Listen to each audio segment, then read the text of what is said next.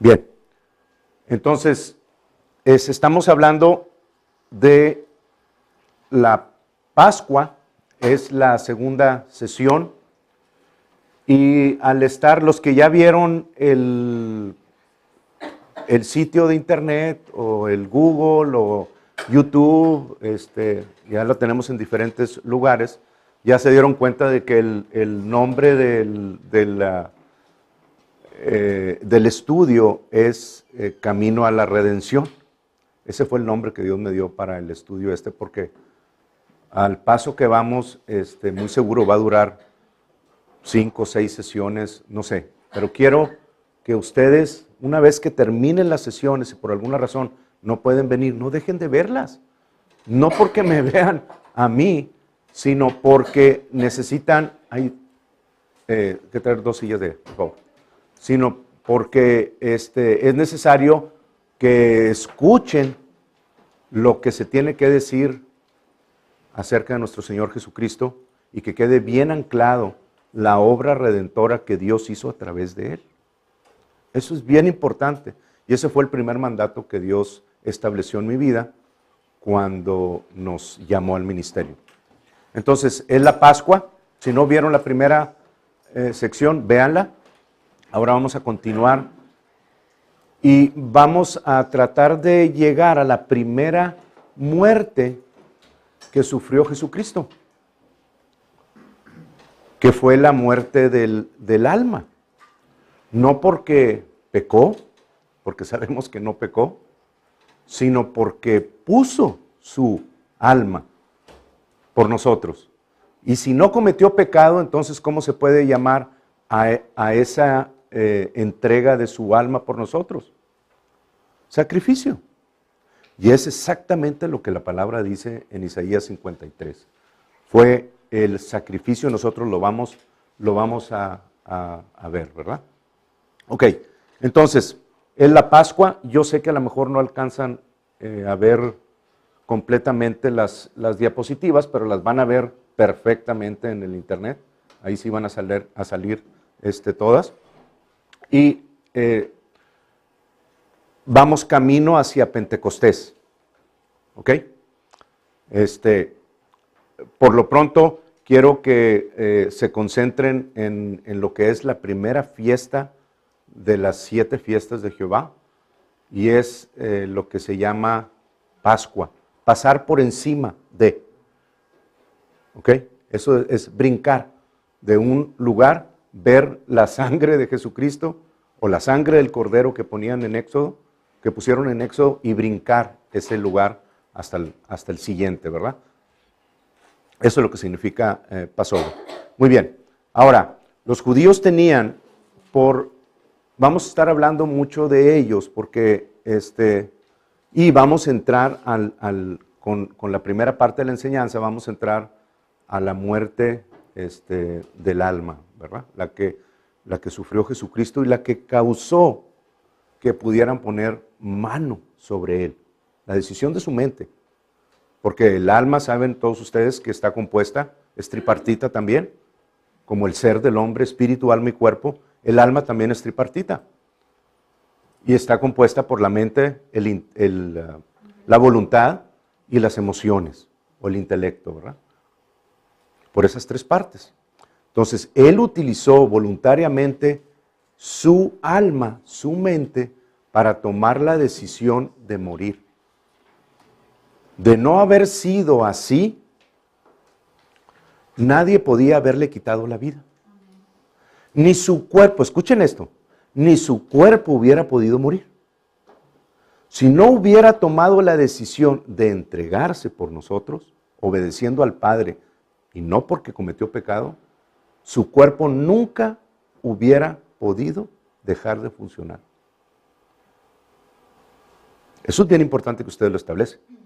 Y lo vimos la semana pasada en el espíritu de Lucifer, ¿verdad? De Luzbel. Como la muerte a la que se refiere Génesis 3, 2 y 3, es una muerte espiritual primero. Porque Dios le dijo a Adán, el día que de ese fruto comieras, ciertamente morirás. y comió, pero no murió ese mismo día. Físicamente no murió. Y la palabra dice, en el mismo día que comieras, ese día morirás. Y no murió.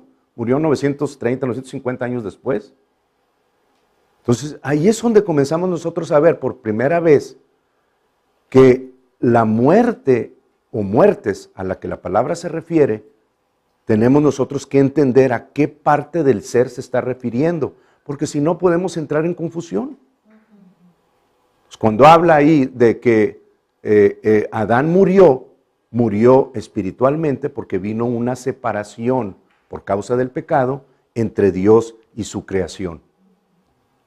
Lo mismo en cierta forma que le sucedió a Luzbel, porque también es una creación de Dios y también tenía la unción de Dios, y una vez que con ese poder concibió la iniquidad, con el poder de Dios para crear esa iniquidad en su interior y decir, yo quiero ser como el Altísimo, fue cuando fue echado de la presencia de Dios, vino a la tierra, pero ya no vino como Luzbel, ya no vino como el querubín o el arcángel precioso que Dios había creado, sino vino como un ser horripilante, separado de Dios completamente y muerto espiritualmente. Esa es la muerte espiritual, hermanos.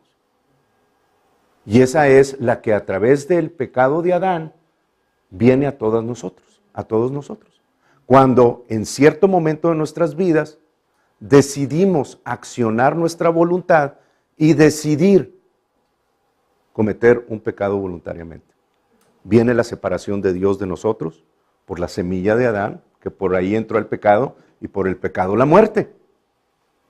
Pero la voluntad inicial de Dios no era que el hombre muriera, sino que viviera eternamente delante de la presencia de Dios, y todavía es. Quiero darles esa noticia, todavía es. Vamos a vivir inmortales, ya no con el cuerpo mortal de Adán, ni con el de Jesucristo, porque Jesús, aunque recibió cuerpo y podía vivir eternamente, su cuerpo fue puesto a disposición por fe a la muerte. Y pudo morir porque se entregó por nosotros. Pero una vez que resucitó, ahora es inmortal. Nunca más puede conocer ningún tipo de muerte. Nunca más. Porque ya pasó por ella. Y nosotros también. Este cuerpo todavía es un cuerpo de muerte física. Va a dejar de funcionar un día si es que no viene Jesucristo y somos transformados en un abrir y cerrar de ojos. Pero vamos a tener un cuerpo a la semejanza del de Jesucristo, dice Filipenses capítulo 3, versículo 20 o 21. ¿Vale? Igualito que el de él. Gloria a Dios por eso. Nunca van a ver muerte ya ustedes, hermanos. De hecho, la palabra dice en Hebreos 2, capítulo 2, versículo 9, dice que Jesús gustó la muerte por nosotros. Y cuando habla de gustar la muerte, habla de los 5 sentidos. De la vista, del tacto, del oído, del gusto. O sea, Él probó la muerte, escuchó la muerte, habló la muerte. Todo para que nosotros no tuviésemos que pasar por ello. Y yo sé que muchos de ustedes van a decir, pero ¿cómo? Pues si el cuerpo tiene que caer. Pues sí, pero ustedes nunca van a caer al piso. Si Jesús no viene antes de que nuestro cuerpo deje de funcionar, ustedes jamás van a ver ni a sufrir, ni a gustar la muerte, porque van a quedar de pie. Su espíritu inmortal por causa de Jesucristo va a quedar de pie. No van a conocer la muerte. Jesús la gustó por ustedes. Eso es motivo suficiente para darle gracias a Dios y estar alegres ante las circunstancias de la vida que pueden ser muy difíciles, yo entiendo. Pero no estamos desprotegidos, ni tenemos por qué estar pobrecito conmiserándonos, pobrecito de nosotros, pobrecito de... No, salgan de esa tristeza y salgan de esa preocupación. Cuando ustedes se sientan así, digan, el gozo del Señor es mi fortaleza. Comiencen a hablar por fe. Encuéntrense, hállense en esas palabras vanas que no tienen fruto para Dios, tienen para el enemigo. Y salgan inmediatamente de eso confesando la palabra de Dios. Están ustedes, hermanos. No esperen que vayamos y les demos palmaditas. Pobrecito mi hermano, tanto que lo quiero. Sí, ande, preocúpese más. Nunca van a escuchar esas palabras de parte de nosotros. Van a escuchar palabras de fe, palabras de inyección de la palabra de Dios para que ustedes las apliquen y salgan. Son los únicos que pueden hacer eso. Sea la situación que sea, no me importa. Jesús, la vida, venció a Satanás y la muerte en su propio territorio, en el mismo infierno. Sí, ahí lo venció. Y si llegamos al versículo, bueno, con instrucción de Dios, ahorita sigo, vamos ahí a Hechos capítulo 2, y les voy a dar uno de los varios versículos que vamos a ver concerniente a la muerte. Pero ahí en Hechos 2,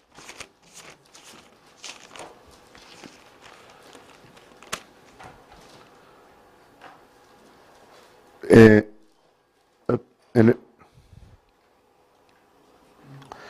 Hechos 2:31, Pedro, ante el primer discurso que tuvo después de que vino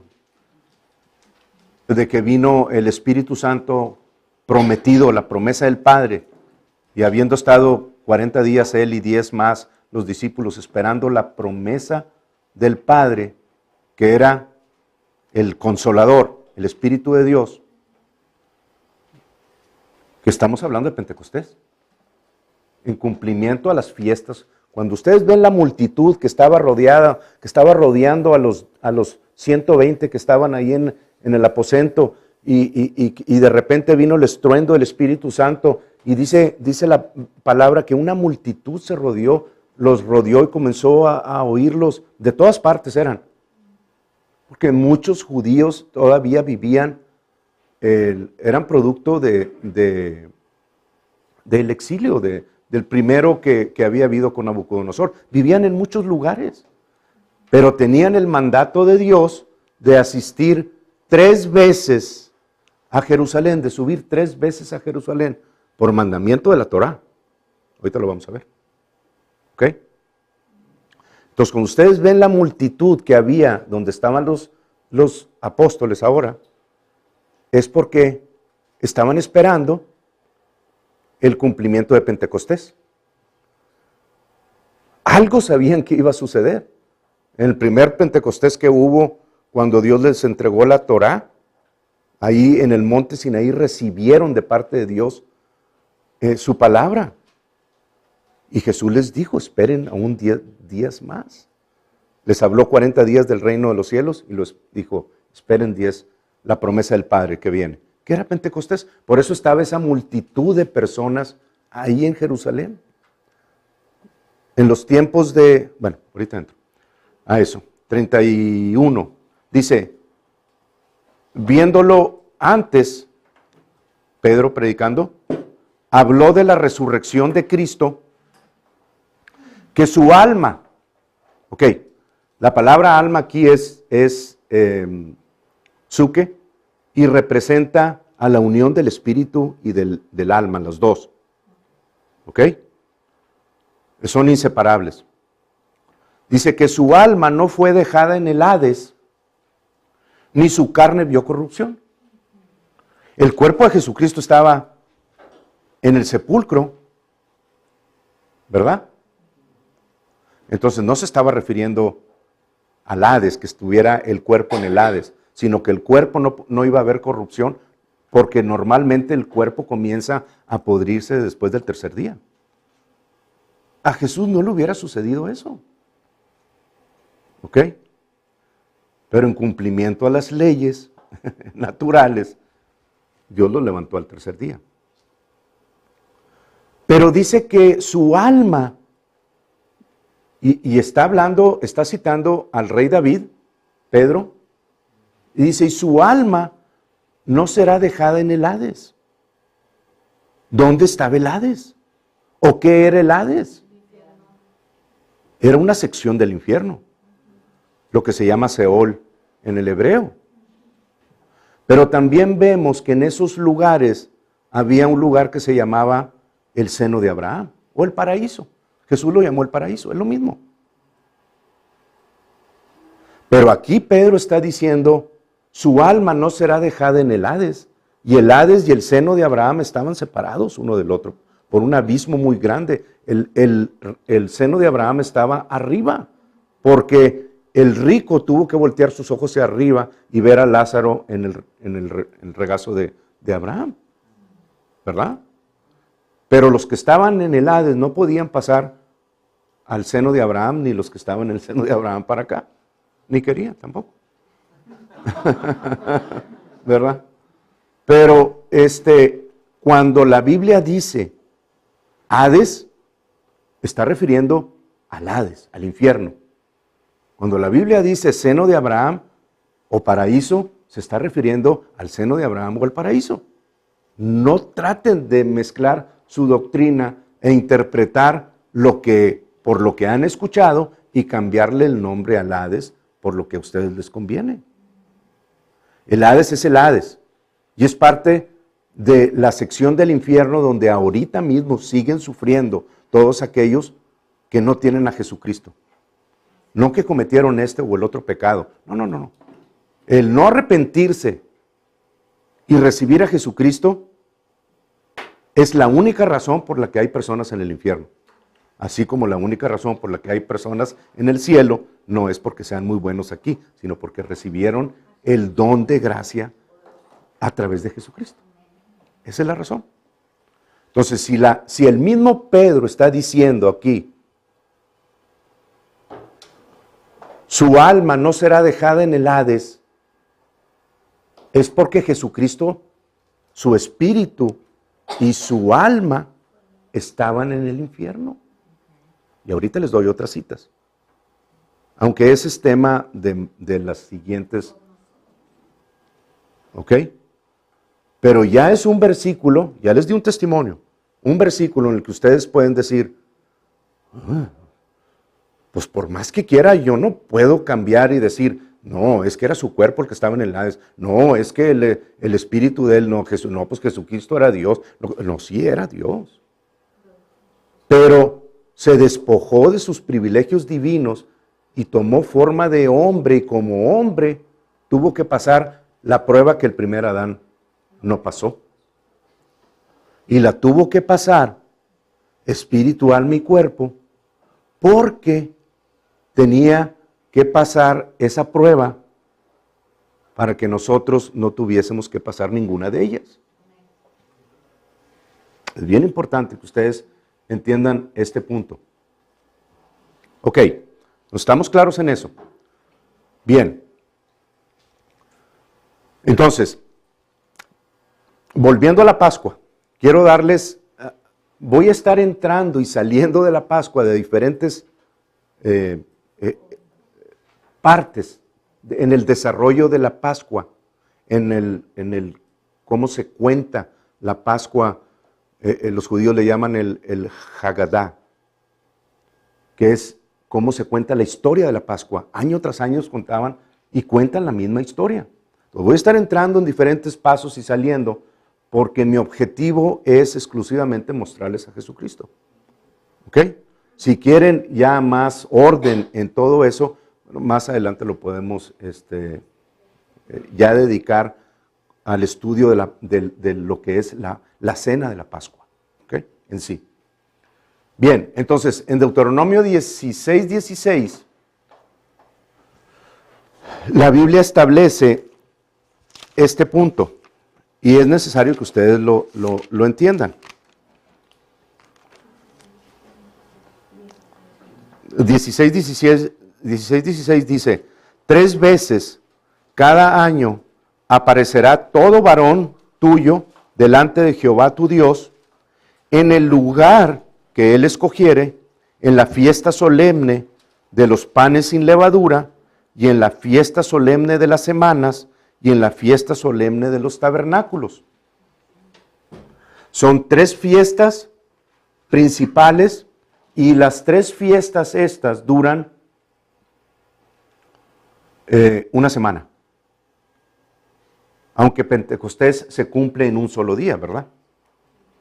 Pero cuando dice, ahora, quiero que ustedes entiendan, porque pueden, en diferentes evangelios y en el Antiguo Testamento, a veces hace mención de la Pascua como la fiesta de los panes sin levadura.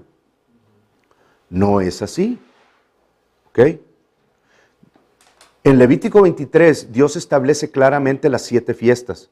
Y comienza la Pascua como primera, los panes sin levadura como segunda, las primicias como tercera, Pentecostés como cuarta, y luego las 3 últimas. Pero la razón, hermanos, por la que la Biblia en el Nuevo Testamento y en el Antiguo a veces intercambia el significado de la Pascua con los panes sin levadura, es porque en la Pascua se sacrificaba el cordero y luego llegaba un punto en el que tenían que consumirlo completamente sin dejar absolutamente nada, y lo que llegase a sobrar lo echaban en las llamas, pero le calculaban aproximadamente un cordero por cada 10 en la familia. Así se ajustaban.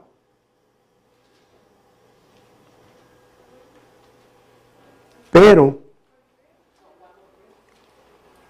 cuando hablamos nosotros de la Pascua en el Nuevo Testamento, Jesús no puede participar de esa Pascua. ¿Verdad que no? No se puede comer a sí mismo. Es muy interesante, porque ahorita el 90% de los judíos ortodoxos participan de 2 Pascuas. Y Jesús participó de una. Y de la segunda fue del que participaron los demás, sin saberlo. Él. Pero Jesucristo, cuando entra y tiene la última cena, lo que nosotros llamamos como la última cena, es exactamente la misma Pascua que en el día de hoy se lleva a cabo, aunque ya no con el cordero, porque tiene todo su significado. Pero la primer Pascua no se llevaba a cabo consumando el cordero, sino se tomaba la copa y se quebraba el pan, y Jesucristo lo explicó a la perfección, y lo vamos a ver también, el significado de ello. Y luego viene el anuncio de la tercera copa, donde Jesucristo cambió la forma en la que ellos hacían las cosas y la habían hecho por 1500 años. Ahorita lo vamos a ver. ¿Ok? Y luego viene la segunda noche. Les estoy hablando del 14, del 13 en la noche, que se convierte en 14 para ellos. Y luego del 14 en la noche, a las 6 de la tarde, que se convierte en 15 para ellos. Tienen 2 Pascuas. En la segunda es cuando comienzan a comer y participar del cordero. ¿Ok? No ahorita. Ahorita comen pollo, porque no tienen el templo. Pero en esos tiempos, y ahorita los ortodoxos celebran las 2 Pascuas. ¿Ok? Pero la fiesta de la Pascua es una, y la fiesta de los panes sin levadura es otra. La Pascua dura un solo día, los panes sin levadura dura 7 días. Y el primero y el séptimo día de los panes sin levadura son considerados como días altamente santos y considerados como Shabbat. Shabbat altos se llaman. Y descansan como si fuera un Shabbat normal. ¿Ok? Bien. Entonces, la fiesta de las semanas se le llama así también en la Biblia, la fiesta de Pentecostés. Y la última, la fiesta de las cosechas, es la que se llama la fiesta de los tabernáculos, ¿okay? Que es la fiesta de Sukkot. Ustedes las leen en Levítico 23 todas. Muy bien. Entonces, Levítico 23 dice esto: en el mes primero A los 14 del mes, entre las 2 tardes, Pascua es de Jehová. ¿Ok? Ahí está el inicio de lo que ellos conocen y nosotros conocemos como la Pascua. Ahora, en cuanto al cumplimiento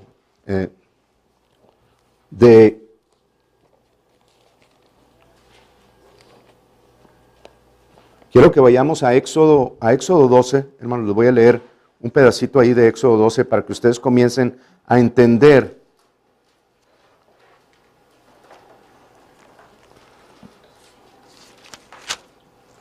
y yo sé que muchos de ustedes ya han escuchado parte de esto, pero sé que también van a comenzar a unir mejor su doctrina, escuchando ahora desde otro punto de vista la historia de la Pascua. Dice en el versículo 3, dice, hablad, Éxodo 12:3, hablad a toda la congregación de Israel, diciendo, en el 10 de este mes, o sea, en el 10 de Nisán, marzo o abril para nosotros, en el día 10 de este mes, tómese cada uno un cordero, según la familia de los padres, un cordero por familia. Ya les dije que más o menos el rango era de 1 a 10. 5. El animal será sin defecto, macho de 1 año, lo tomaréis de las ovejas o de las cabras, y lo guardaréis hasta el día 14 de este mes, y lo inmolará toda la congregación del pueblo de Israel entre las 2 tardes. Y tomarán de la sangre y la pondrán en los 2 postes y en el dintel de las casas, en lo que han de comer. Entonces, ellos tomaban el corderito, uno por familia, y lo tomaban el día 10 del mes de Nisán. Y lo guardaban hasta el día 14.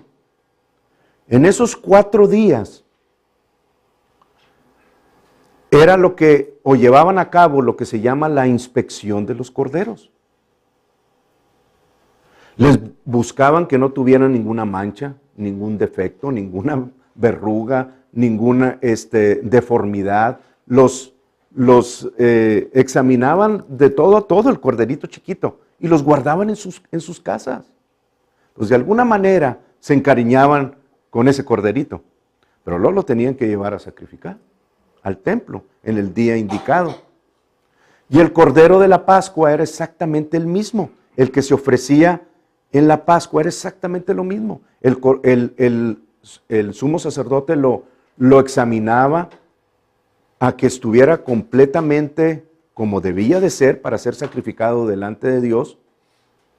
Y luego decía, al final, decía, no hallo falta en él. Eso es lo que decía el sumo sacerdote y se llevaba a cabo el sacrificio. ¿Ok? Entonces, sobre ese cordero, hermanos, todo el pecado de la nación de Israel era puesto. Era el cordero por la nación de Israel. ¿Ok? Así se sacrificaba. Y en la Pascua,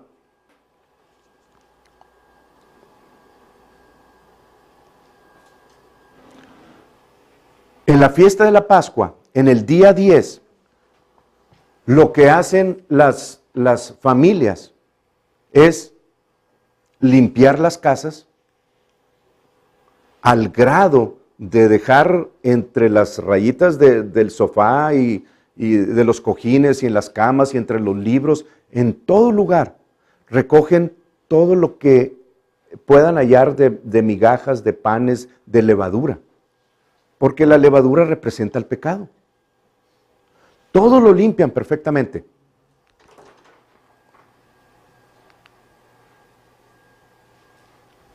Ahorita voy. Y una vez que lo limpian, en esos 4 días, que limpian todas sus casas, entonces lo que hacen es llevar todo esa levadura y ponerla en una quema de colonia y lo consumen totalmente hasta que llega a ser cenizas. Quería hallar la parte donde está.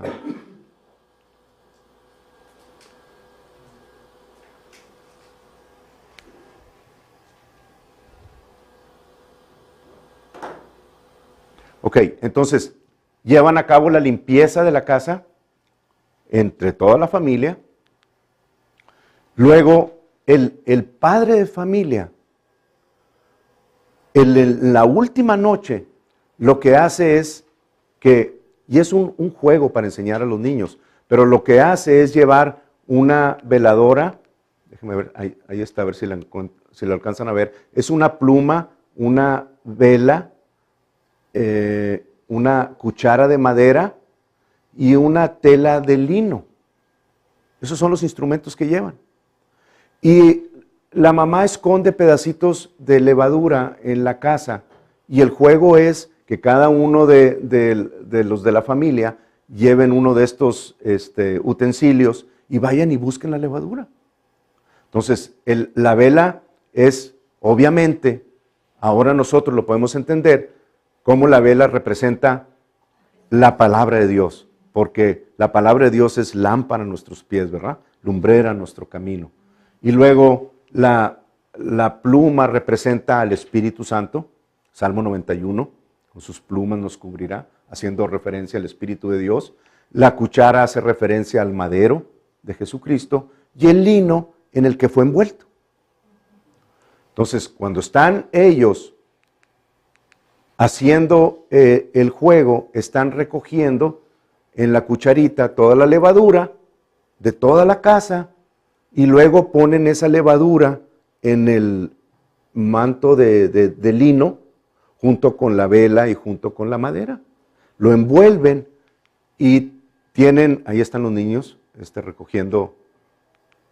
No la pueden tocar, ¿verdad? No la pueden tocar. O sea, es algo, todo lo que les estoy diciendo, hermanos, es con el fin. Dios lo puso con el fin de que vieran a Jesucristo. ¿Ok? Entonces, una vez que terminan en la mañana siguiente, lo que hacen es llevar toda la levadura y quemarla todos juntos, donde se echa todo el pecado ahí, o toda la levadura. Ahora, hace ratito vimos una diapositiva donde, aquí está también, donde Jesús mismo, Él mismo practicó esos 10, recoger, limpiar la casa. Por ejemplo, en Marcos 11 nos habla de esto que estamos viendo. Marcos 11, 15. Despuesito de que entró a Jerusalén, Jesús montado en un pollino, ve el templo y ve cómo está todo lo que estaba sucediendo y estuvo todo el día en el templo. Es lo que dice en el versículo 11, y entró Jesús en Jerusalén y en el templo y habiendo mirado alrededor todas las cosas, como ya anochecía, se fue a Betania con los 12. No hizo absolutamente nada. Se fue a Betania, allí durmió, allí oró al Padre, supo qué hacer y luego viene el evento de la higuera, vuelve a Jerusalén, al templo, y el evento que sucede es en el 15, dice, vinieron pues a Jerusalén y entrando Jesús en el templo, comenzó a echar fuera a los que vendían y compraban en el templo y volcó las mesas de los cambistas y las sillas de los que vendían palomas. ¿Qué estaba haciendo? Limpiando la casa de su padre. Es uno de los primeros niveles de entendimiento de este versículo. Para los judíos, y haciendo referencia a lo que dijo mi esposa hace rato, cada versículo tiene 70 niveles de entendimiento para ellos. Así lo declaran en la enseñanza del Talmud. Y ciertamente, no sé si serán 70, se oye muy bonito el número, pero todos nosotros nos hemos dado cuenta de que en la medida que vamos creciendo y volvemos a ciertos versículos, decimos, híjole, lo he leído no sé cuántas veces, y mira ahora cómo lo que dice, ¿por qué no lo había visto antes? ¿Verdad? A todos nos ha sucedido. Ok, entonces, Jesús no solamente limpió su casa, sino que Él como Cordero de Dios también tenía que ser un representante perfecto del Cordero de Dios, como lo hacían también los judíos tomando el Cordero el día 10 hasta el día 14. Entonces vamos a la Biblia y vamos a seguir esos días y vamos a Juan capítulo 12.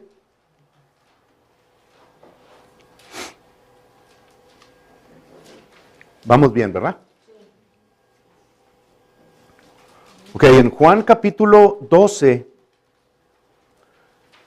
en el versículo 1, dice, 6 días antes de la Pascua, vino Jesús a Betania. Betania era muy cerquita, detrásito del Monte de los Olivos, donde estaba Lázaro, el que había estado muerto, y a quien había resucitado de los muertos.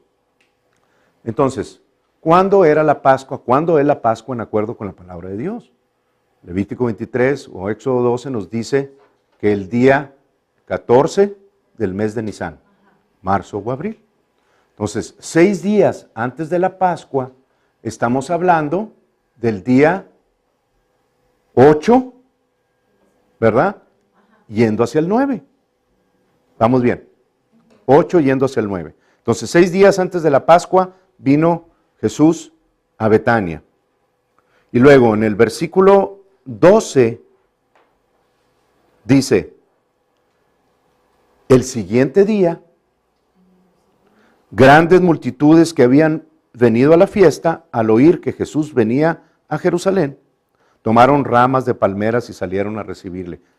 Ya sabemos a qué se está refiriendo aquí, ¿verdad? Bueno, dice al día siguiente. ¿Cuál es el día siguiente? El 9 entrando en el 10. Venía montado en un pollino, bajando el Monte de los Olivos, entrando a Jerusalén.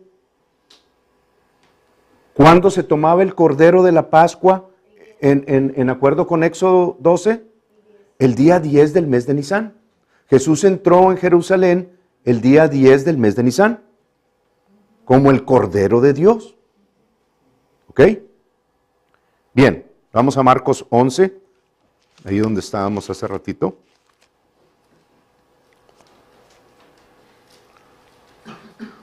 En el versículo, bueno, para saber que estamos hablando del mismo evento, en el versículo 9 dice, y los que iban delante y los que venían detrás daban voces diciendo, Hosana, Hosana.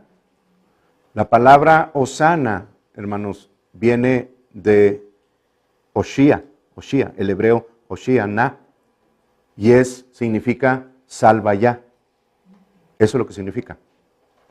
Y es el canto que los judíos hacían y practicaban y siguen haciendo todavía hasta el día de hoy, recitando y cantando los salmos 113 al 118. Y es el mismo salmo, los mismos salmos que iban cantando después de la cena, cuando fueron al Monte de los Olivos, cuando arrestaron a Jesús, iban cantando el Salmo 118. Jesús sabía perfectamente lo que estaba sucediendo.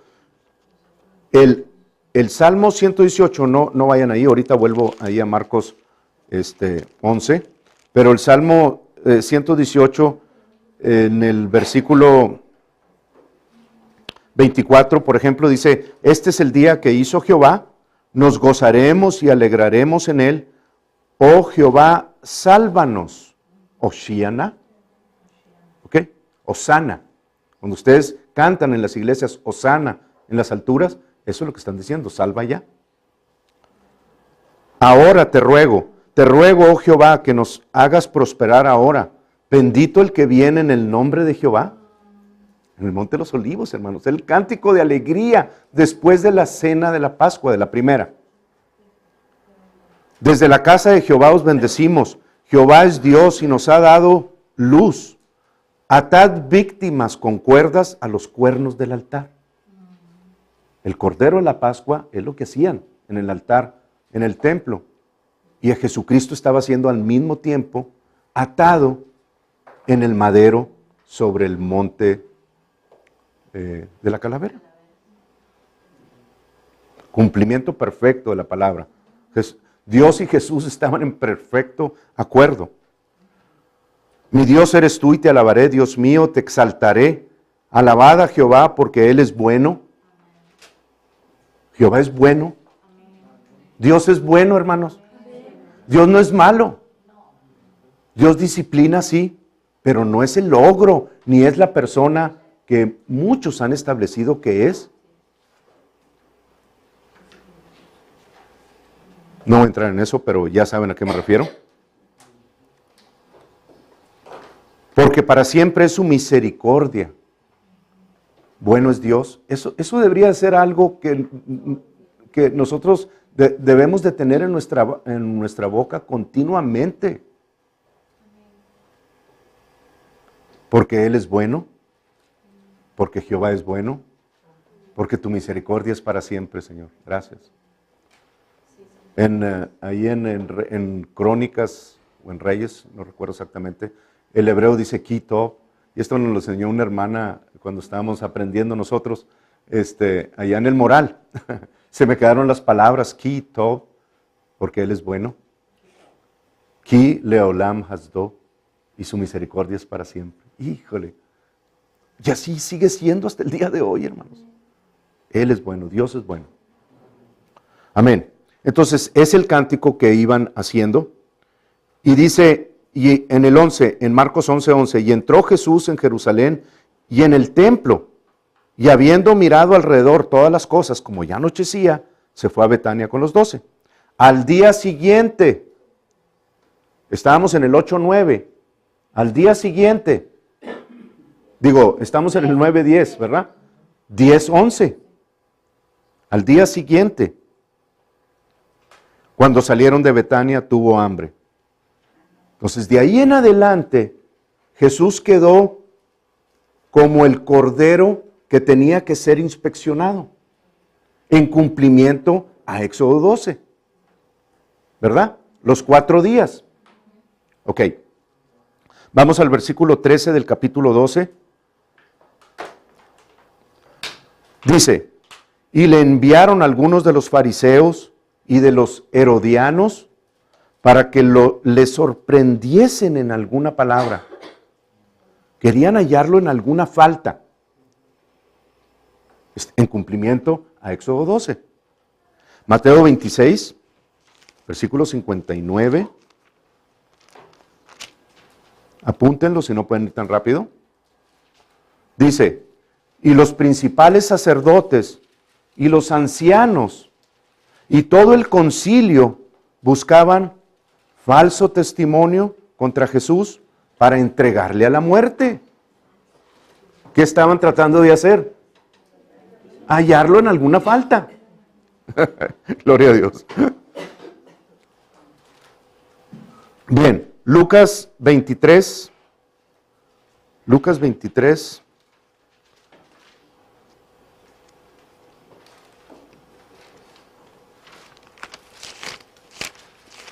Ok, Lucas 23, versículo 4, dice, y Pilato dijo a los principales sacerdotes y a la gente, ningún delito hallo en este hombre. Qué tremendo. Versículo 13. Entonces Pilato, convocando a los principales sacerdotes, a los gobernantes y al pueblo, les dijo, me habéis presentado a este como un hombre que perturba al pueblo. Pero habiéndole interrogado yo delante de vosotros, no he hallado en este hombre delito alguno de aquellos de que le acusáis. No hallaron falta. Es el Cordero de Dios perfecto, sin falta alguna, así como está escrito en la palabra y en cumplimiento a la fiesta de la Pascua. ¿Ok? Ahora, viendo nosotros esto que está sucediendo, hermanos, tenemos nosotros que ser un cumplimiento de tal cosa. Si bien Jesucristo llevó todos nuestros pecados, porque sí los llevó, todo, absolutamente todo lo llevó Él.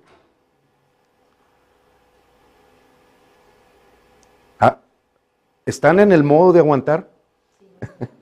¿O no aguantan, hermanos? Ok. Los que no lo hayan escuchado, escúchenlo y apúntenlo y estúdienlo. Pero el pecado de Adán,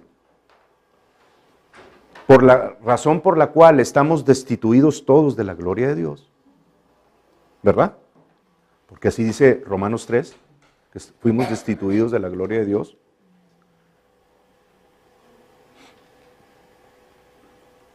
Vino sobre el mundo en todas sus formas. Entró por un solo hombre y se fue desarrollando y creciendo en intensidad hasta que vino el diluvio y luego vino Noé y sus hijos y el pecado siguió en intensidad, subiendo y subiendo. De manera que cuando vino Jesucristo, el pecado estaba en su máxima intensidad. Pero ya estaba detallado por la ley. Al principio no sabían, los primeros 2000 años, los primeros 2400 años, no sabían exactamente cuáles eran las reglas, cuáles eran los códigos de conducta, hasta que no vino la ley en el monte Sinaí. Fue para establecer los códigos de conducta en la humanidad a través de los judíos, que fueron los únicos que permitieron a Dios hacer eso. Pero el pecado, hermanos, desde el principio hasta el final, aunque fue creciendo en intensidad, que es lo que estamos viendo ahorita en el sexto día, su intensidad ya es, no hay palabras para describir cosas que suceden en estos días. Pero ya el pecado que se desarrolló fue cargado absolutamente todo sobre él y ya supimos nosotros cuál fue ese pecado que al principio cometió Adán, porque está descrito en la palabra de Dios. No adulterarás, no codiciarás, no deshonrarás a tus padres, o sea, y luego todas las derivaciones que tuvieron, las 613 mandamientos y estatutos que se establecieron, ¿verdad? En el pueblo de Israel. Supimos ya que era, supimos hasta cuál es la primera falta que consideran ellos como el pecadito más bajo, descrito en Deuteronomio 4, que es cuando uno va caminando y se encuentra a la madre y a los pollitos en el piso tirados en el nido. Dice, deja a la madre ir y consume los pollitos. Así, o sea, a la madre no la mates, no la toques, porque es la que sigue reproduciéndose. Pero todo ese pecado, eso está escrito en su palabra, hermanos, la palabra de Dios. Todo ese pecado que vino sobre la humanidad, Dios lo solucionó en Jesucristo. En Él fue cargado el pecado de todo el mundo. De manera que cuando Jesucristo pagó por el pecado, quitó la pared intermedia de división, de enemistad que había entre la humanidad y Dios. La separación que había entre Dios y los hombres, la quitó Jesucristo en medio. E hizo de los dos pueblos uno solo. Pero esto es lo que quiero que entiendan. Delante de los ojos de Dios,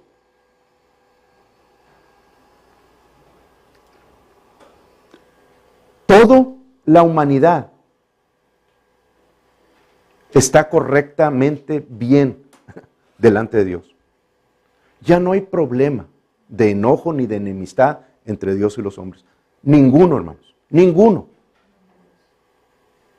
El problema es que los hombres no han accionado ni recibido el don de Dios para recibir la salvación. Pero delante de los ojos de Dios ya no hay enemistad entre Dios y los hombres. Y eso es bien importante que ustedes lo entiendan. Dios solucionó el asunto del pecado en Jesucristo. Totalmente. Para Él la obra está terminada. El que alguien lo acepte o el que alguien no lo acepte, bueno, eso ya es cuestión de cada uno acá individualmente. Pero delante de Dios, Él dice, el versículo más conocido por todos, Juan 3:16, porque de tal manera amó Dios ¿a quién? Al mundo, que envió a su Hijo unigénito para morir por todo el mundo. Cuando Él murió y reconcilió a todo el mundo con Dios, ya no hay problema entre el mundo y Dios. Aunque los que no reciban ese don no van a ir al cielo. Vamos a respaldarlo con la palabra. Vamos a Romanos 5. ¿Cómo vamos con el tiempo? ¿Todavía bien?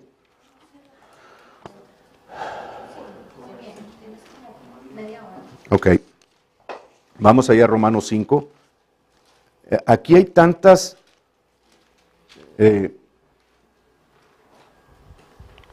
verdades hermosas, hermanos. Bueno, en toda la palabra.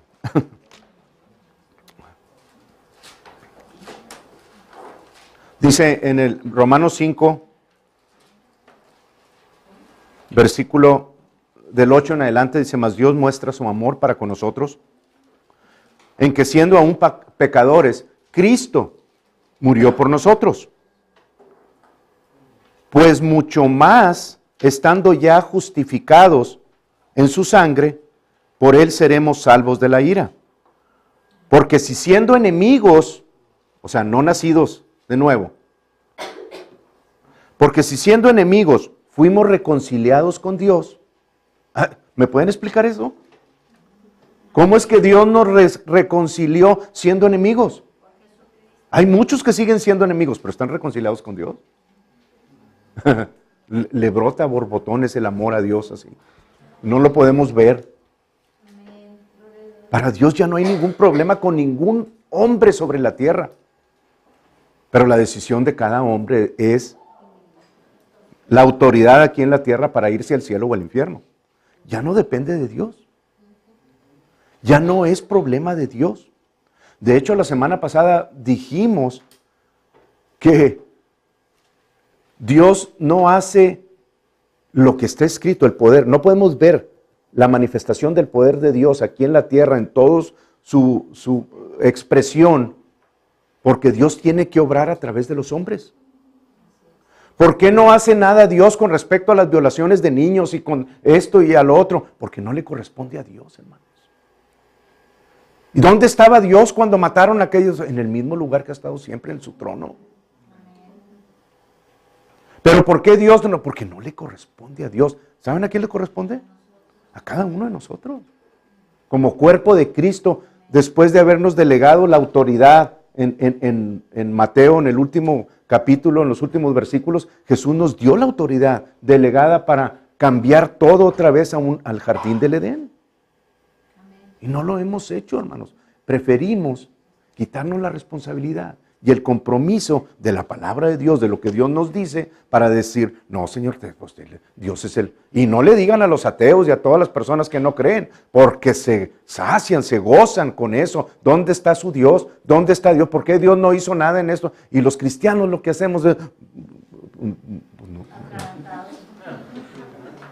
en lugar de pararnos con la palabra de Dios, la autoridad que Dios nos dio, y decir, es que nosotros somos los culpables, no hemos hecho nada al respecto, no hemos tomado autoridad sobre el aborto y decidido aquí en mi país, aquí en mi ciudad, aquí en el hospital donde abarco yo todo, aquí no, el aborto, no en el nombre de Jesucristo, y tomar autoridad sobre esos espíritus como cuerpo de Cristo. No, Dios, ¿por qué Dios permite el aborto tantos niños que... Porque a Dios no le corresponde eso, hermanos. Pero viene el día, después que termine el sexto día, y estamos así, de terminar el sexto día. Falta cualquier cosa. De hecho, estamos en la transición entre el sexto y el séptimo día. Y entonces va a venir el Señor con todo su esplendor y su fuerza. Y van a ver cómo va a salir el pecado corriendo. Ya está vencido y derrotado totalmente. Ya no tenemos excusa para no vencer nosotros. Híjole. Gloria a Dios. 11. Y no solo esto, sino que también nos gloriamos en Dios por el Señor nuestro Jesucristo, por quien hemos recibido ahora la reconciliación. En algunas Biblias, hermanos de ustedes, sobre todo en algunas versiones, en la King James, en algunas otras versiones dice expiación. Tachen esa palabra, porque es una palabra del Antiguo Testamento. Expiar significa cubrir algo, esconderlo por un tiempo, pero el problema sigue existiendo. La palabra correcta, en este caso la traduce la Reina Valera, que es reconciliación. Es muy diferente. Dios destruyó totalmente el pecado, no vino a expiarlo, vino a deshacerlo totalmente. ¿Ok? Bien, versículo 17. Pues si por la transgresión de uno solo reinó la muerte, mucho más reinarán en vida por uno solo, Jesucristo, los que reciban la abundancia de la gracia y el don de la justicia. Ahí está la solución. Ahí está híjole, ¿cuál es la palabra, Señor? La gran ventaja que tenemos los que ya recibimos a Jesucristo. La abundancia de todas las cosas en Cristo Jesús. Así que como por la transgresión de uno vino la condenación a todos, del primer Adán, de la misma manera por la justicia de uno, Jesucristo, vino a todos los hombres, o nada más a los cristianos. A todos los hombres. La justificación de vida. Y justificación de vida significa pasar de un estado a otro. Igual que Jesucristo igual que Dios tuvo que padecer. Porque la palabra lo dice. 1 Timoteo 3:16. 1 Timoteo 3:16.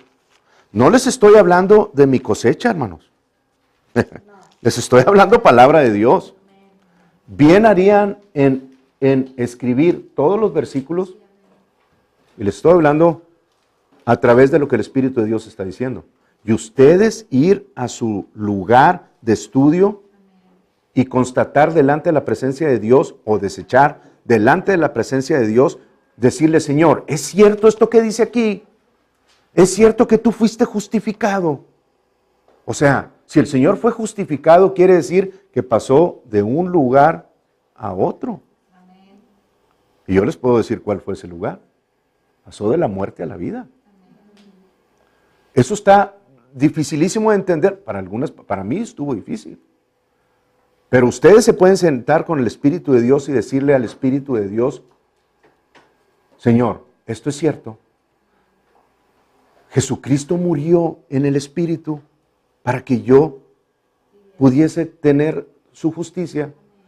Fue justificado de la muerte a la vida. Y ustedes trátenlo ustedes díganle al Espíritu de Dios: no, no es cierto.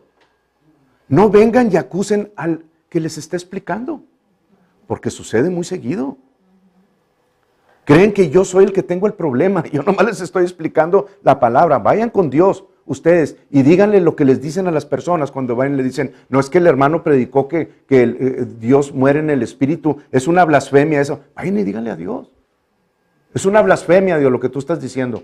Vayan y díganlo a Él. Pero es lo que dice la palabra.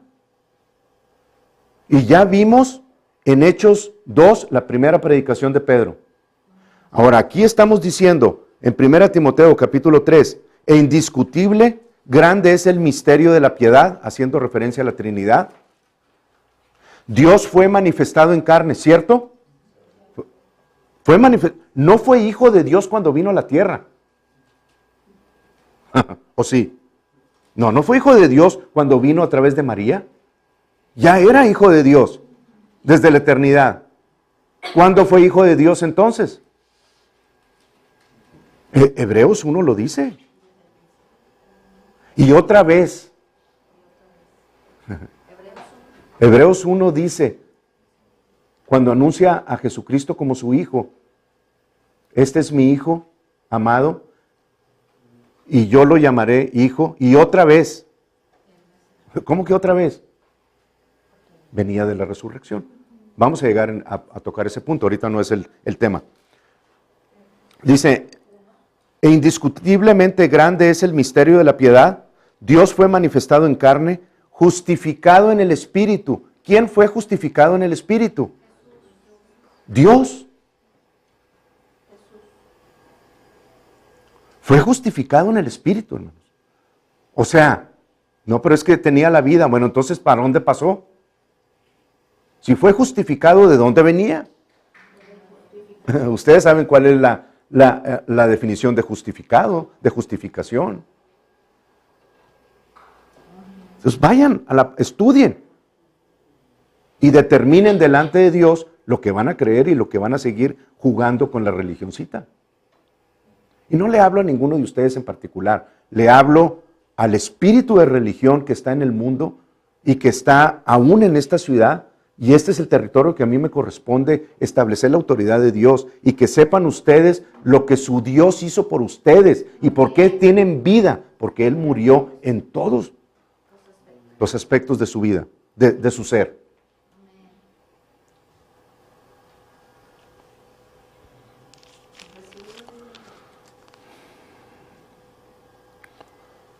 Híjole. Hechos 2. Hechos 2.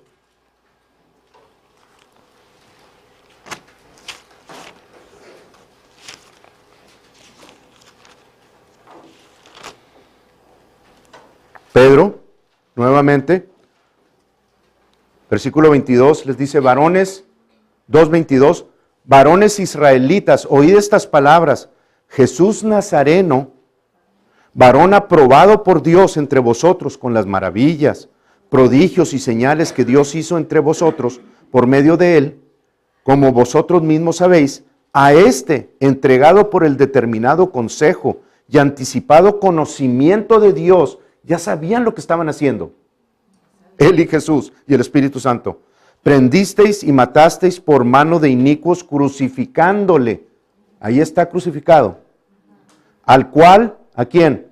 A Jesús, Dios levantó, sí lo levantó, ¿verdad? Pero ¿qué fue primero? ¿Cuándo lo levantó? ¿Después de qué? Después de sueltos los dolores de la muerte. Y ya sabemos que su cuerpo estaba en el sepulcro, pero su espíritu estaba en el Hades. ¿No dijo eso la Biblia? Entonces lo soltó de los dolores de la muerte. Y vamos a llegar ahí cuando lleguemos a la parte del espíritu, la muerte espiritual, porque murió espiritualmente y estaba llevando un pago. ¿Ok? Bien, ahora,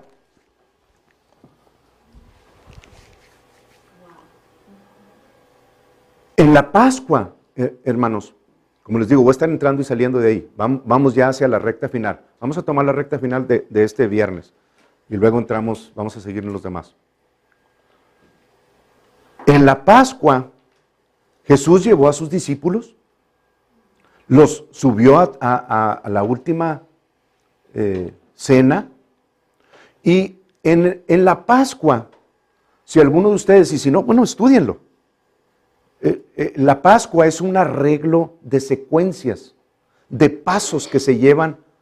Hasta el día de hoy tienen un libro, que ya les dije cómo se llama, el Haggadah o Haggadah, y es el cómo contar la historia, pero es un libro que lo abren paso 1, paso 2, paso 3. Y en la fiesta de la Pascua hay 4 copas, descritas en Éxodo 6:6. Ustedes las pueden ver ahí. Ahí están las 4 copas. De la esclavitud, de la liberación, de sacarlos de abajo de la servidumbre, redimirlos. Ahí están las 4. En ese solo versículo y parte del 7 ahí están. O en Efesios capítulo 1 también pueden hallar, en los primeros 6 versículos pueden hallar también las copas en el Nuevo Testamento. Pero ellos comenzaban con la primera copa, que se llama la copa de la santificación, en los que fueron separados por Dios de Egipto, ¿verdad? Los llamó Dios, los separó, los santificó, se llama la copa de la santificación. Y tengo diapositivas de todo esto, pero no las voy a buscar porque perdería tiempo, se las voy a poner en el internet. La copa de la santificación, y luego viene la segunda copa, la copa de la liberación, porque no solamente es separarlos, sino también liberarlos de la carga del pecado. Y luego en la cena siguen progresando y hablan de las plagas y prueban la amargura y recuerdan y todo. Hermanos, nosotros deberíamos estar haciendo lo mismo. De estar celebrando la Pascua, en el día de la Pascua, con el librito ese del Haggadah. Para nosotros es Jesucristo. No es que estemos judaizando, estamos recordando de dónde nos sacó y haciendo memoria de la grandeza de la obra en la cruz y dándole gracias. Y qué bonito poder reunirnos por 4 o 5 horas. No, pero pues, si no aguantan ni media hora, 1 hora en las iglesias, ¿cómo, hermano? Pues quiero anunciarles que lo vamos a comenzar a hacer comenzando el año que entra, en la Pascua. O sea, vamos a celebrar la Pascua como debe de ser, en celebración, no en judaización de nadie. No los quiero llevar al judaísmo, quiero traerlos a recordar la gran obra de Jesucristo por nosotros. Luego viene la tercera copa, que es la copa de la redención, y por último viene la copa de la aceptación, que es la que nosotros leemos en los evangelios, que no la vamos a tomar hasta el día que, dice Jesús, que la vamos a tomar en el día que estemos en el cielo, ¿verdad? Nuevamente, eso es lo que anuncia Jesucristo. Pero la tercera copa, la redención, para los judíos, es hablar, y hacen cosas ahí muy extrañas, y parten el pan, y ellos mismos no entienden, porque están quebrando el matzah, ponen 3 pedazos, y el de en medio lo sacan y lo agarran y lo quiebran, que es para los judíos Jacob. Y Jacob nunca fue quebrado para nada. Y hasta la fecha de hoy, no saben por qué. Pero el de en medio para nosotros, en la Trinidad, es Jesucristo. Y representa perfectamente el matzah, lo quiebran y lo ponen en una bolsita separada que ellos llaman afikomen. Y el afikomen significa, y yo vine. Perfectamente el plan de Dios está todo, y lo esconden hasta el final de la cena de la Pascua, y luego van los niños y lo encuentran y lo traen al Padre y les dan un regalito que se llama el regalo del Padre. Así lo llaman ellos. ¿Qué estaba haciendo Dios? Los estaba trayendo a recordar qué es lo que estaba sucediendo. Pero Jesucristo, hermanos, el día que tomaron la Pascua, cuando llegaron a la tercera copa, no fue una sola copa. Lucas 22 lo establece.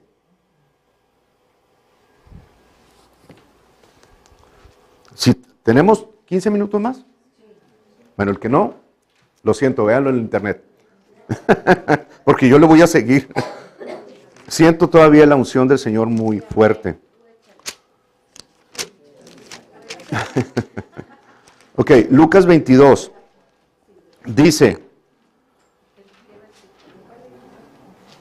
en el 14, 22, 14, dice, cuando era la hora, se sentó a la mesa y con él los apóstoles y les dijo, cuánto he deseado comer con vosotros esta Pascua antes que padezca, porque os digo que no la comeré más hasta que se cumpla en el reino de Dios. Y habiendo tomado la copa, dio gracias y dijo, tomad esto y repartidlo entre vosotros, porque os digo que no beberé más del fruto de la vida hasta que el reino de Dios venga. Y tomó el pan y dio gracias y lo partió y les dio, diciendo, este es mi cuerpo que por vosotros es dado, haced esto en memoria de mí. Pero luego viene el versículo 20 y dice, de igual manera, después que hubo cenado, tomó la copa diciendo, ya la había tomado la copa. ¿Ven cómo son varias copas? No es nada más una, pero nosotros creemos que es nada más una como cristianos. No, Jesús estaba celebrando las 4 copas, ¿ok? Y partió el pan. Cada vez que ellos hacen algo de eso, hermanos, acuérdenme dónde me quedé. Cada vez que ellos hacen algo de eso, hay una bendición. Jesús hizo exactamente lo mismo. Cuando tomó la copa y la dio para que todos los demás la dieran, bendijo primero. Y la bendición es Baruch atah Adonai Eloheinu Melech haolam Berri Perrei Hakafen, que significa, bendito eres tú, Señor, oh Dios, que hace, nuestro Dios, Rey, que hace crecer el fruto de la vida. Y luego parte el pan y da la misma bendición. O sea, ellos bendicen, aún hasta el día de hoy, ¿verdad? Que hace traer el fruto del pan, de la tierra.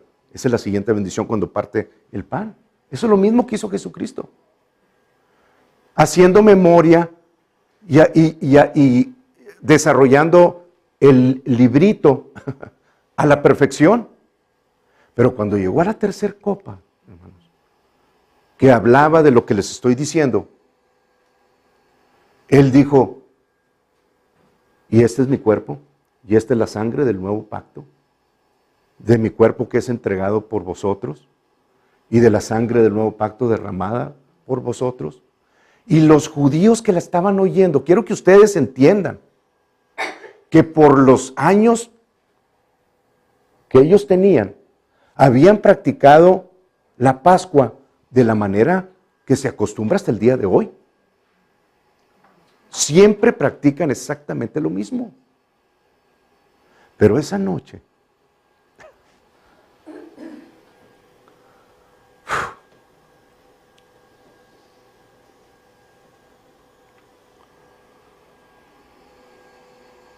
Dios es bueno. Algo había en el aire. Y ellos, hermanos, lo comenzaron a sentir. Porque cuando Jesucristo dijo lo que dijo, estaba anunciando su muerte.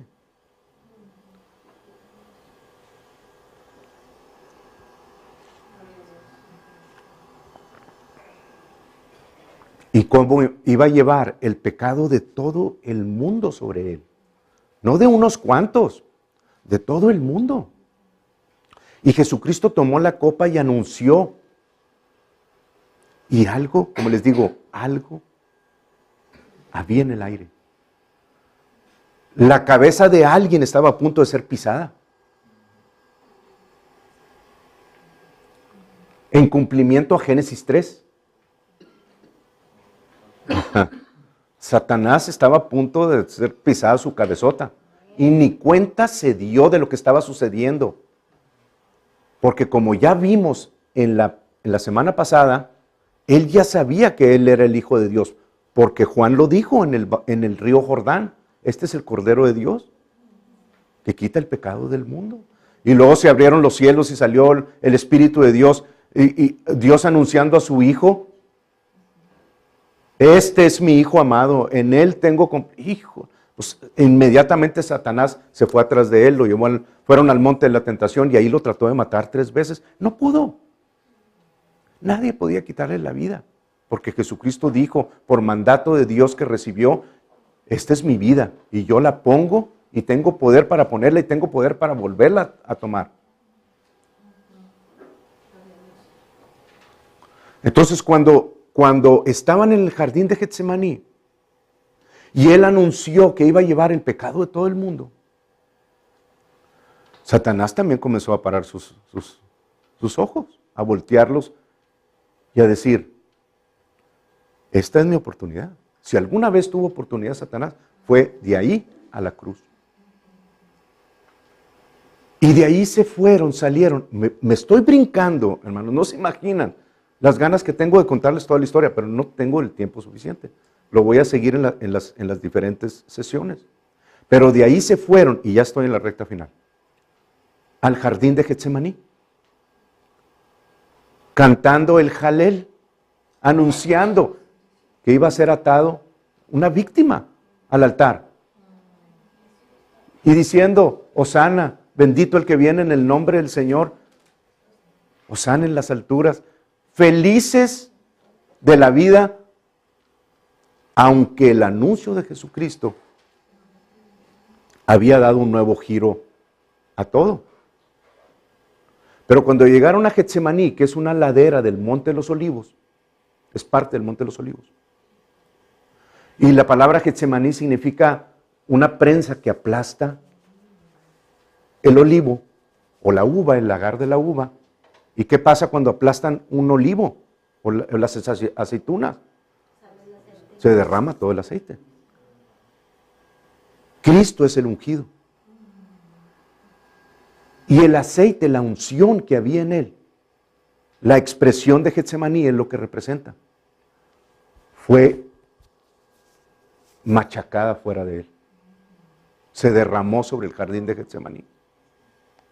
El jardín de Getsemaní, a contrario a la pasión de Cristo, no, bueno, en cierta parte lo presentan bien. Y yo les recomiendo que la vean, la sigan viendo, porque es una representación preciosa del sufrimiento, aunque no le llegan ni al 10% de lo que sufrió Jesucristo. Pero es lo mejor que tenemos. Pero en el jardín de Getsemaní, Jesús no estaba resistiendo con la palabra de Dios. Estaba recibiendo el pecado del mundo. Porque la decisión de recibirlo, si Jesús no hacía eso, no hubiera muerto en la cruz. Aunque ustedes digan, lo azotaron y lo clavaron y no hubiera podido morir su cuerpo lleno de vida, porque era la vida de Dios. Y la vida de Dios se sobrepone a la muerte. Él no había pecado, la muerte no tenía autoridad sobre él. Él tuvo que sujetarse a la voluntad de Dios. Filipenses 2.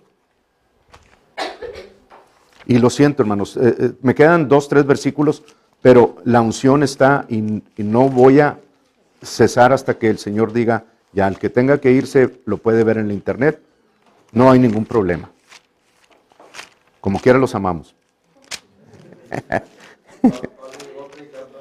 Sí, lo bueno es que este no es de segundo piso ni tercero, no se puede caer nadie de ahí.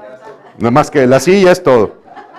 Ok, Filipenses 2, versículo 5, dice, haya pues en vosotros este sentir que hubo también en Cristo Jesús, el cual siendo en forma de Dios, no estimó el ser igual a Dios como cosa que aferrarse, sino que se despojó a sí mismo, actuó como hombre todos los días de su ministerio, tomando forma de siervo, hecho semejante a los hombres, y estando en la condición, o sea, la condición es como hombre, haciendo las cosas como los hombres las hacen, igual que cualquier hombre. De hombre se humilló a sí mismo, haciéndose obediente hasta la muerte. Fíjense cómo está escrito, haciéndose obediente hasta la muerte y muerte de cruz. Son 2 muertes separadas. ¿Ok? Entonces, cuando Jesucristo estaba en el huerto de Getsemaní, Mateo 26, vamos ahí a Mateo 26, cuando Jesucristo estaba en el huerto de Getsemaní, estaba, ¿se fijan cómo dice? Sufriendo la muerte y muerte de cruz. Primero sufrió la muerte espiritual y luego la de la cruz. Si no hubiera sufrido la primera muerte, no podía haber muerto en la cruz. Por eso está escrito así como está escrito, hermanos. Y la Biblia es muy cuidadosa como pone las cosas. Pero en Mateo 26, se nos explica ahí en el huerto de Getsemaní cómo, tomando el versículo de Filipenses 2, de su muerte y muerte en la cruz, lo que estaba sucediendo es que Dios estaba poniendo sobre él el pecado de todos nosotros. Lo dice Isaías 53, mas Jehová cargó en él el pecado de todos nosotros. Entonces, en el huerto de Getsemaní, Jesús no estaba diciéndole cuando dice, si es posible que pase de mí esta copa, Padre, no estaba diciendo, la copa que tomé en la cena de la Pascua, en donde partí mi cuerpo y el nuevo pacto, la sangre derramada, no estaba diciendo, no me dejes, que si es posible que pase de mí esa copa, no estaba haciendo referencia a esa, ya la había tomado, hermanos. Estaba haciendo referencia a que tenía que someterse a la muerte por obediencia y no como el primer Adán, por desobediente, que murió espiritualmente. Jesús tenía que tomar por obediencia, por fe, la voluntad de Dios, que era separarse de él. Por eso en la cruz pudo decir, Elí, Elí, ¿por qué me has abandonado? Ya no estaba Dios en él. No podía habitar cuando el pecado del mundo vino sobre él. Ya no podía estar Dios ahí. Jesús estaba en el huerto de Getsemaní recibiendo, hermanos, el pecado de Adán. Toda la Torah, la maldición de la ley, pero el pecado de Adán, de todo el mundo. Y aquí va lo difícil. Tuvo él que por fe, voluntariamente, así como nosotros no podemos perder la salvación, más que cuando nos separamos a tal grado en un nivel de crecimiento espiritual como cristianos alto, no de cualquier cristiano, sino alguien que está en un nivel alto y sabe lo que está haciendo y disfrutó del Espíritu Santo y de las señales y de todas las maravillas de Dios y decide separarse de Dios voluntariamente y echar fuera el Espíritu de Dios. Las palabras tienen poder. Y eso se llama el pecado de muerte. Jesús tuvo que recibir todo lo que Satanás estaba hablándole y diciéndole, pero tuvo por fe que separarse de Dios.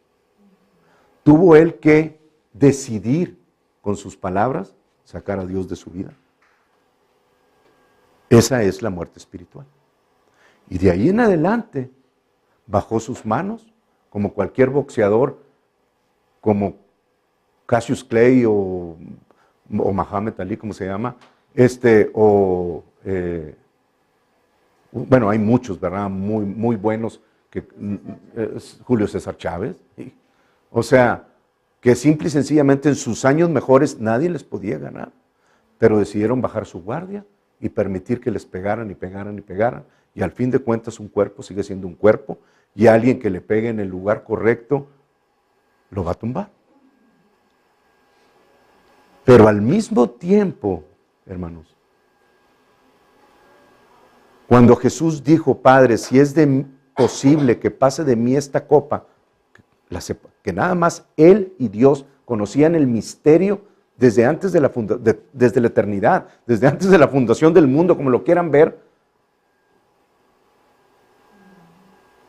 Si es posible que pase de mí esta copa, pero no se haga mi voluntad sino la tuya. En ese momento la voluntad de Dios era que se separara por lo que venía el pecado que iba a llevar por todo el mundo, y la voluntad de Jesús era no separarse de su Padre. En ese momento los dos estaban pensando diferente, pero por obediencia recibió lo que el Padre le estaba mandando, que muriera por nosotros, pero no se haga mi voluntad sino la tuya. Y recibió el pecado y se separó de. Pero al mismo tiempo, Satanás estaba cayendo como carnadita redondito, porque para él estaba diciendo, y lo dice Isaías 53, mas nosotros le tuvimos por azotado, por herido de Dios y abatido. O sea, sí, Dios cargó en él el pecado de todos nosotros y se separó momentáneamente de él, pero no por las razones que la mayor parte de las personas pensaron que él había pecado y que se había enojado Dios con él y que por eso vino el castigo sobre él de toda la humanidad y que se fue al infierno. La única manera que Dios tenía legalmente de quitarle las llaves a Satanás es de que Satanás lo metiera en el infierno por su voluntad y legalmente. Y cayó redondito, hermanos. Porque en el jardín de Getsemaní, comenzaron 3 veces, comenzó Jesús a decir lo mismo y a comenzar de nuevo. Pero si ustedes leen el pasaje de Mateo 26, dice, y comenzó a entristecerse y a angustiarse sobremanera. Comenzó, es una situación de tiempo y de lugar. Y si ustedes leen el griego, es el inicio de algo. Decidió por fe iniciar su entristecimiento, su tristeza. Por fe lo recibió y comenzó a angustiarse y fue a orar y a recibir y sudó. No era nada más un ensayo, estaba sudando gotas de sangre. Pero lo estaba recibiendo por fe. Y cuando en la cruz dice, Elí, Elí, ¿por qué me has abandonado? Citando el Salmo 22, pan comido para Satanás. Y comenzaron los toros de Basán y todos los perros que se anuncian en el Salmo 22 a darle vueltas y vueltas porque estaban esperando que su cuerpo ya ahora dispuesto para la muerte por él mismo, por Jesús, dejara de existir para poder entrar en el grano, sacarlo y llevarlo al infierno, a los dolores de la muerte de Hechos 2. Entonces, en el jardín de Getsemaní, no voy a entrar en la cruz todavía, hasta la semana que entra, y luego voy a ir al infierno, con lo que Jesús fue a pagar ahí también.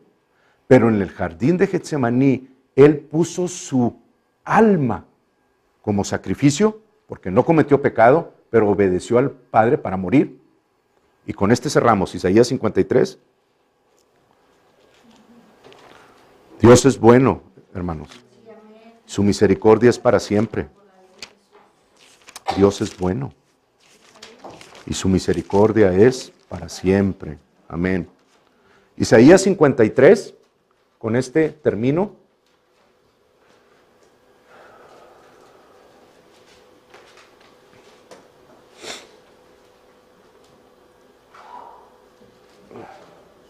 Quiero ver si tengo el versículo.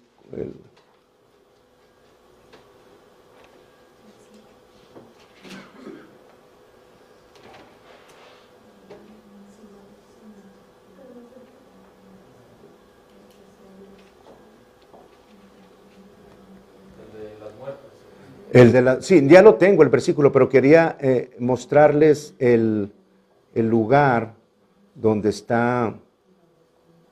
Ya sé dónde está. A ver, espérenme tantito. No se me desesperen.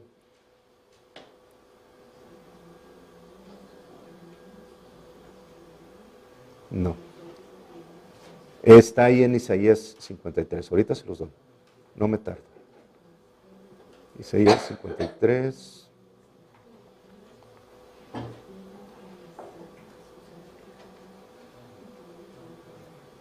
Fiestas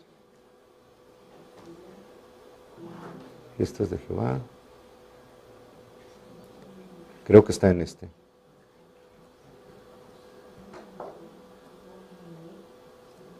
Es un versículo que está escrito de Isaías 53:8, y en ese Isaías 53:8, hermanos, desde el 6 en adelante, aquí está, gloria a Dios. Entonces, en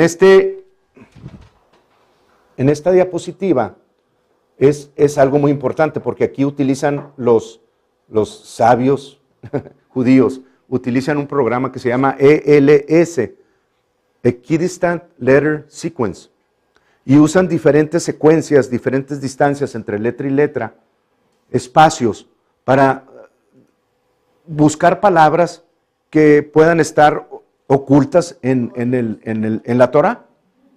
Y vaya que se han encontrado cosas muy interesantes, muy hermosas y muy preciosas y muy proféticas, hermanos. Bueno, este es Isaías 53:8. Okay. En la Biblia nuestra dice, en el versículo 7, dice, angustiado él, 6, todos nosotros nos descarriamos como ovejas, cada cual se apartó por su camino, mas Jehová cargó en él el pecado de todos nosotros.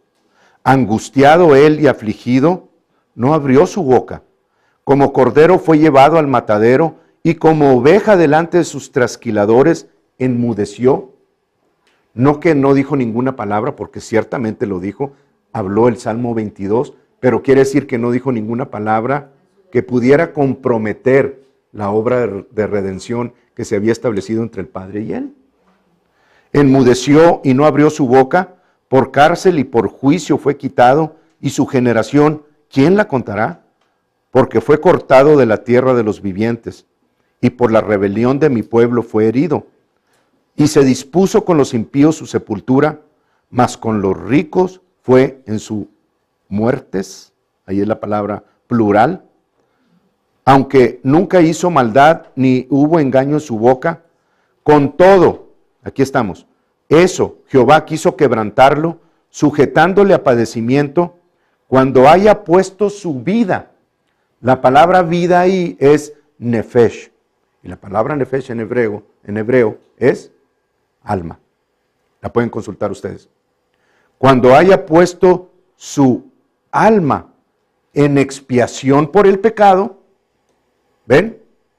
Es la referencia al jardín de Getsemaní. Él decidió voluntariamente,